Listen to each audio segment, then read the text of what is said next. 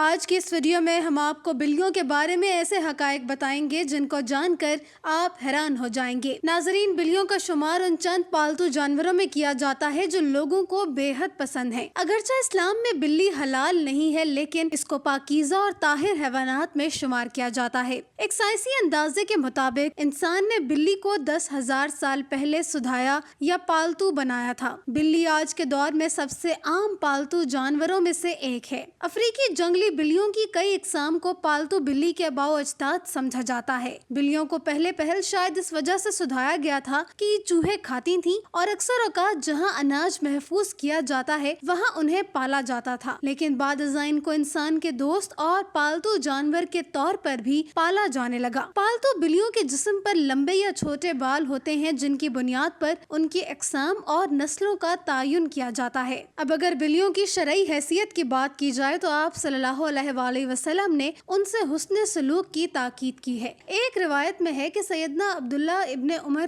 رضی اللہ عنہ سے روایت ہے کہ رسول اللہ صلی اللہ علیہ وآلہ وسلم نے فرمایا، ایک عورت کو بلی کی وجہ سے عذاب ہوا، اس نے بلی کو قید کر کے رکھا یہاں تک کہ وہ مر گئی، پھر اس بلی کی وجہ سے وہ جہنم میں گئی۔ جب اس نے بلی کو قید میں رکھا تو نہ کھانا دیا، نہ پانی، اور نہ ہی اسے آزاد کیا کہ تاکہ وہ خود کیڑے مکوڑے کھا کر گزارا کر لیتی، یعنی کہ اس نے بلی کو تڑپا کر مارا تھا، اس لیے وہ جہنم میں گئی۔ اس کے علاوہ بھی بلیوں کے بارے میں کئی احادیث اور روایات ہیں جن میں سے چند آپ کو بتاتے ہیں۔ ایک روایت سے یہ بات ثابت ہے کہ بلی اگر کھانے میں سے کچھ کھا کر چلی جائے یا پانی پی جائے تو وہ پلید یا نجس نہیں ہو جاتا۔ حدیث مبارک ہے کہ ایک عورت نے حضرت عائشہ رضی اللہ عنہا کو ہریسہ بھیجا تو وہ نماز پڑھ رہی تھی۔ اس عورت نے ہریسہ وہیں رکھ دیا تو بلی آئی اور آ کر اس میں سے کھا گئی۔ عائشہ رضی اللہ تعالی عنہا نے نماز کے بعد اسی جگہ سے ہریسہ کھایا جہاں سے بلی نے کھایا تھا اور فرمایا، بلا شبہ رسول کریم صلی اللہ علیہ وآلہ وسلم کا فرمان ہے کہ یہ بلی پلید اور نجس نہیں ہے، بلکہ یہ تو تم پر آنے جانے والیاں ہیں۔ حضرت عائشہ رضی اللہ تعالی عنہا بیان کرتی ہیں کہ میں نے رسول کریم صلی اللہ علیہ وآلہ وسلم کو بلی کے بچے ہوئے پانی سے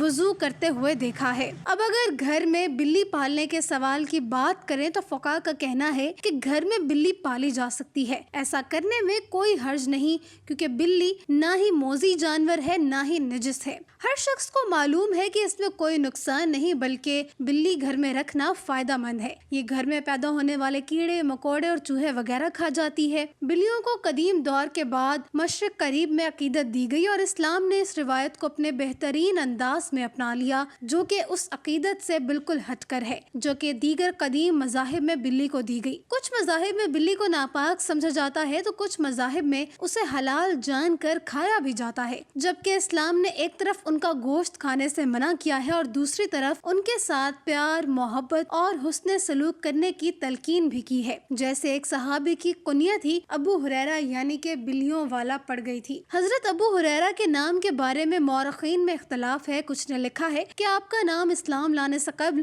عبد الشمس تھا اور کچھ کا کہنا ہے کہ اسلام لانے کے بعد عبد الرحمن رکھا گیا۔ کسی نے عمر بن عامر لکھا تو کسی نے عبداللہ بن عامر، لیکن آپ کا اصل نام راجہ قول کے مطابق عبد الرحمن ہے۔ ابو ہریرہ آپ کی کنیت ہے اور ابو ہریرہ کنیت رکھنے کی وجہ یہ تھی کہ آپ کے پاس ایک بلی تھی جس کو آپ اپنے ساتھ رکھا کرتے تھے، اس لیے آپ کی کنیت ابو ہریرہ پڑ گئی۔ ایک دن ابو ہریرہ رحمۃ اللہ علیہ نے دیکھا کہ گرمی کی شدت سے ایک بلی دیوار کے ساتھ چمٹی ہوئی ہے، تو انہوں نے اسے اٹھا کر گرمی سے بچانے کے لیے اپنی آستین میں چھپا لیا۔ ناظرین، یہ روایت ثابت کرتی ہے کہ گھر میں بلیاں پالی جا سکتی ہیں۔ اگر کسی کو شوق ہے تو وہ ضرور پورا کرے، مگر ان کے کھانے اور پینے کا پورا خیال رکھا جائے اور اسے کوئی تکلیف یا پھر ایذا نہ دی جائے۔ سائنسی اعتبار سے بھی گھر میں بلی پالنے کا ایک بڑا فائدہ ہے اور وہ یہ کہ بلیوں کو انسانی لمس بے حد پسند ہوتا ہے اور انسان بھی اس سے محظوظ ہوتا ہے۔ ماہرین کے مطابق بلی کے لمس میں اللہ نے ڈپریشن کے مرض کا علاج رکھا ہے اور اس کے بالوں میں خاص قسم کے بیکٹیریا پائے جاتے ہیں جو انسانی جسم میں ڈپریشن کو کم کرنے میں مدد دیتے ہیں۔ چنانچہ پالتو بلی کو اپنے ساتھ لپٹا کر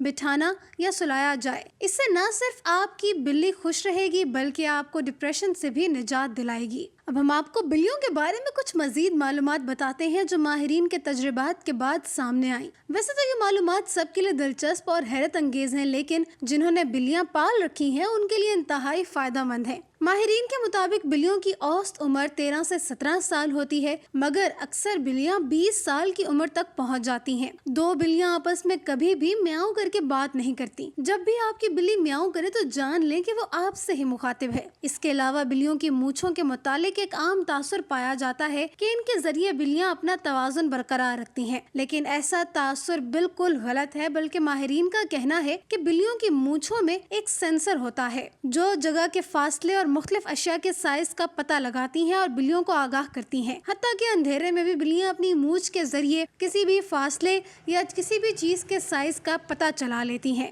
بلی کو کسی بھی صورت ایذا دینا شرعاً جائز نہیں ہے۔ بلی ایک پالتو جانور ہے، جیسا کہ پہلے احادیث مبارکہ میں بیان کر چکے ہیں کہ نبی کریم صلی اللہ علیہ وآلہ وسلم نے اس کے بارے میں فرمایا کہ یہ پلید نہیں ہے، بلکہ یہ تو گھر میں چکر لگانے والوں میں سے ہے۔ تو بلی کی تمام تر قباحتوں کے باوجود رسول اکرم صلی اللہ علیہ وآلہ وسلم نے اس کے ساتھ نرمی کا اظہار فرمایا ہے۔ ہمیں بھی آپ صلی اللہ علیہ وآلہ وسلم کی پیروی میں اس کے ساتھ نرمی کرنی چاہیے، اور اگر کوئی بلی خونخوار اور گھر کا نقصان کرتی ہے تو اسے مارنے کے بجائے پکڑ کر کسی دوسری جگہ منتقل کر دینا چاہیے، یا پھر دور دراز علاقے میں چھوڑ دیا جائے تاکہ وہ اپنا ٹھکانہ بدل لے، لیکن اسے قتل کرنے کی اجازت نہیں دی جا سکتی اور نہ ہی تکلیف دینے کی۔